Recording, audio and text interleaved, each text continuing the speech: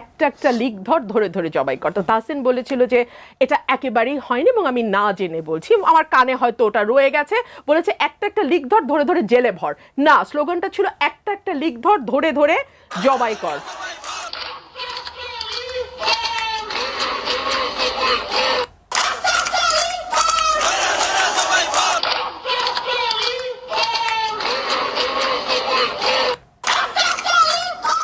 এই যে ধরুন প্রচন্ড রকম অসহিষ্ণুতার যে চাষ, আমি জানি না এটা কি শাহবাগ এলাকাটার সমস্যা কিনা জানি না, তাদেরই কেন জানি চরম অসহিষ্ণুতা।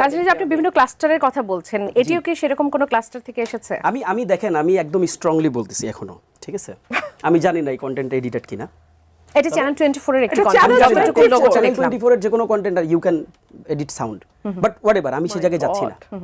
আমি দেখেন, আমি স্পষ্ট যেটা অফিসিয়ালি এন্ডোর্স করার একটা ব্যাপার আছে, আমি অফিসিয়ালি এন্ডোর্স করতেছি, যেটা অফিসিয়াল কোনো স্লোগান না। আমি একটু বলতে হবে, আমাকে একটু সুযোগ দিতে হবে।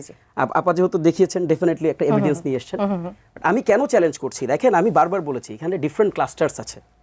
আপনাকে বুঝতে হবে যে এখানে জুলাই আগস্টের সাথে কানেক্টেড মিনিমাম 36টা 38টার মতন সংগঠন আছে, এবং যেটা হয়েছে এটা ডিফারেন্ট ক্লাস্টারে তারা বিভক্ত হয়ে বিভিন্নভাবে স্লোগানগুলো দিয়েছে। তবে অফিসিয়ালি এই স্লোগানকে আমরা কেউ ওন করি না।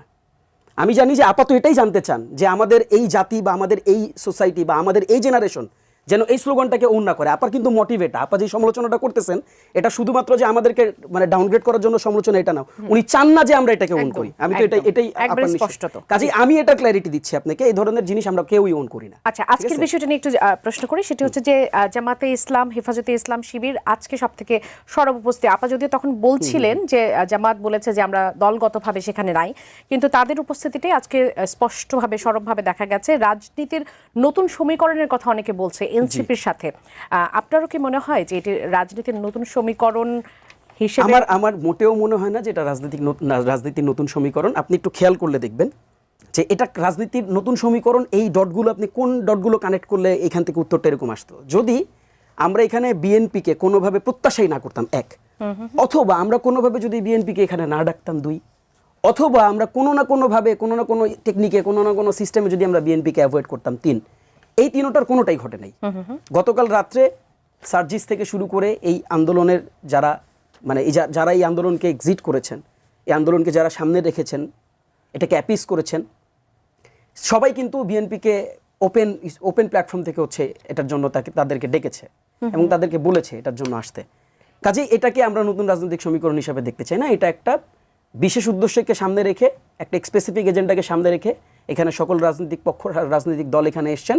ইভেনচুয়ালি আমরা কাউকে ডেকেও আনি নাই। সানবিট সব দিবে সামাল। সানবিট ম্যাজিক প্রেস ডিশওয়াশিং এর মাথা ঘোরানো সলিউশন। সাবেক রাষ্ট্রপতির দেশ ত্যাগের বিষয়টি নিয়ে রুমিন আপা কথা বলেছেন যে তিনি চলে গেলেন মধ্যরাতে। আবার নারায়ণগঞ্জের যিনি মেয়র ছিলেন সেলিনা হায়াত আইভি, তার বাসায় মধ্যরাতে তাকে পুলিশ ধরতে চলে গেল, তার এলাকাবাসী সেটিকে আটকালো, এবং সেই সাথে আবার নওফেলের কথা তিনি উল্লেখ করেছেন এবং আরাফাতের কথা উল্লেখ করেছেন।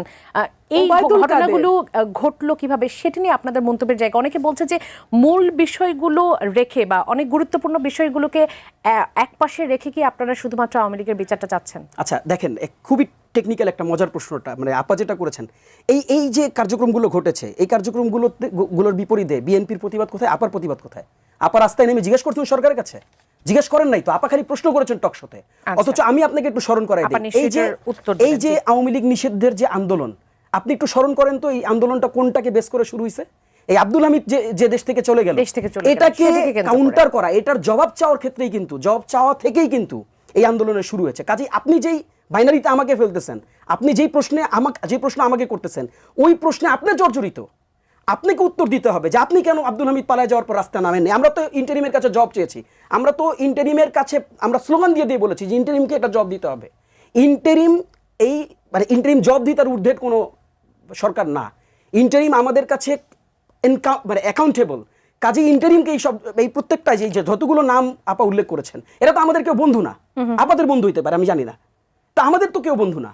তা তারা যদি পালায় যায়, এটা পালানোর ক্ষেত্রে তো আমাদের কাছে মনে হচ্ছে, আপনি দেখেন যতগুলো ঘটনা ঘটেছে, প্রত্যেকটা ঘটনায় আপনি এনসিপি থেকে শুরু করে আজকে যারা বিভিন্ন আন্দোলন সংগ্রামের সাথে যারা যুক্ত আছেন, তারা সামনের দিকে এসে এটার প্রতিবাদ করেছেন।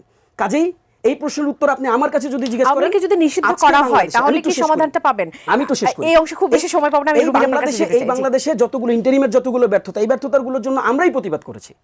আমরাই প্রত্যেকটা জায়গায় এই যে বিচারের জন্য, আমরা তো বিচারের জন্য আমরা 2 তারিখ সমাবেশ করেছি, আপনি 2 তারিখে বিচারের জন্য বিচারকে কোর্ট করেছেন। আমি আরেকটা প্রশ্ন জাস্ট করে ছেড়ে দিই, সেটা হচ্ছে যে দেখেন আমি আপার কাছে স্পষ্ট বলতে চাই। আপা বলছেন যে আমরা যখন বলতেছি জনগণ এটা রায় দিবেন, রায় দিচ্ছেন।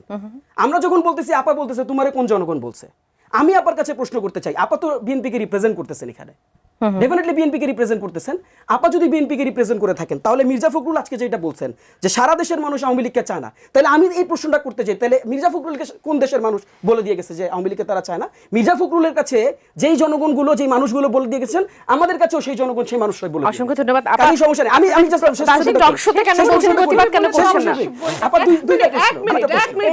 এই অংশে পাবো না খুব বেশি সময়। দুইটা প্রশ্ন। আপা আপনি চান আমাকে কিনা? বলেছেন যে আপা চান কিনা? এক সেকেন্ড, আপনি আমাকে বলেছেন আওয়ামী লীগ আমার বন্ধু হতে পারে। আচ্ছা তাহসিন, আপনাদের- যেহেতু আপনাদের। আপনি আমাকে একটু ব্যক্তিগতভাবে প্রশ্নটা করলেন, আমি আপনাকে একটা ব্যক্তিগত প্রশ্ন করি। আপনার বয়স কত?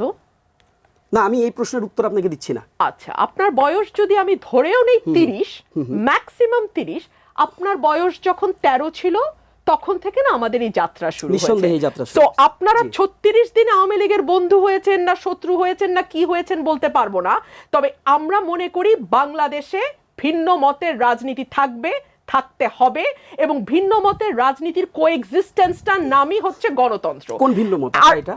সেটা ভিন্ন মতটা কোনটা? সেটা আওয়ামী সেই লীগ কি? ব্যাখ্যা তো আপনাকে আমি দেব না। এটা তো টকশোর ব্যাখ্যা আসেন, দিবেন আপনি। আপনার বয়স যেমন আপনি বলবেন এটা তো না, ব্যক্তিগত প্রশ্ন, আমি আপনি সেই যেমন উত্তর আমাকে কেন দিব? ব্যক্তিগতভাবে বলবেন না, না, আওয়ামী লীগ কেন আমার আসছি? বন্ধু হতে আমার পারে, বয়স কত? আপনি যেমন বলতে পারেন আওয়ামী আপনি লীগ আমার আপা- বন্ধু আমার হতে বয়স পারে, কত? এটা মিডিয়াতে আপনি যখন জিজ্ঞাসা বলতে করতে পারেন পারেন না। আমার বন্ধু But হতে পারে, আওয়ামী লীগের তখন আমি discussion-এ- আপনাকে এই প্রশ্ন করতেই পারি যে আওয়ামী আপনার লীগের বয়স discussion-এ যখন আমি জিজ্ঞেস 13 করতে ছিল পারি আপনাকে। সম্ভবত তখন থেকেই আমাদের এই যাত্রা।